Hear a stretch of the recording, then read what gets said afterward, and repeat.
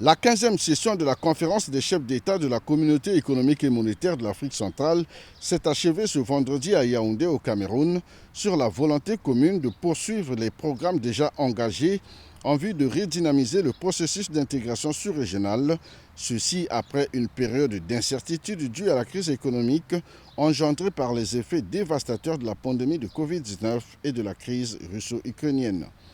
Parmi ces programmes, il y a les réformes économiques et financières dont la tâche a été une fois de plus confiée au président de la République du Congo, Denis Sassou Nguesso, qui a pris une part active à ces travaux. Il y a également les réformes structurelles et institutionnelles, ainsi que la consolidation de l'union monétaire à travers le franc CFA. La fusion de la CEAC et de la CEMAC, deux organisations communautaires de la sous-région, est une nécessité, ont décidé les chefs d'État, qui ont par ailleurs insisté sur la solidarité pour relever les défis qui s'imposent à la communauté économique et monétaire de l'Afrique centrale. Le président de la commission de la CEMAC, Daniel Ona-Ando, qui a été reconduit à ce poste au terme de cette 15e session, a souligné dans le communiqué final des travaux les délibérations des chefs d'État. Abordant l'examen des points inscrits à son ordre du jour, la conférence a suivi avec intérêt la communication de son Excellence Denis Sassou Nguesso, président de la République du Congo, président dédié au programme de réformes économiques et financières de la CEMAC, bref CEMAC, sur l'état d'avancement de la deuxième génération du programme. S'agissant du volet social, le président dédié a présenté le nouvel axe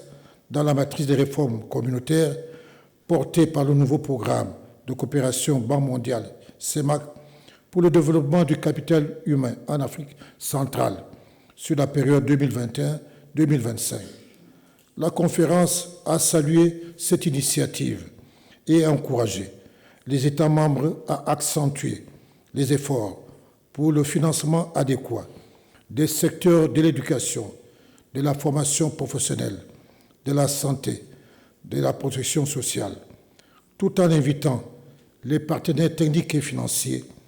à se joindre au dit programme. Ainsi, le président de la République du Cameroun, Paul Biya, qui a présidé aux destinées de la CEMAC pendant 4 ans, a passé le témoin à son homologue centrafricain, Faustin Archange Touadéra.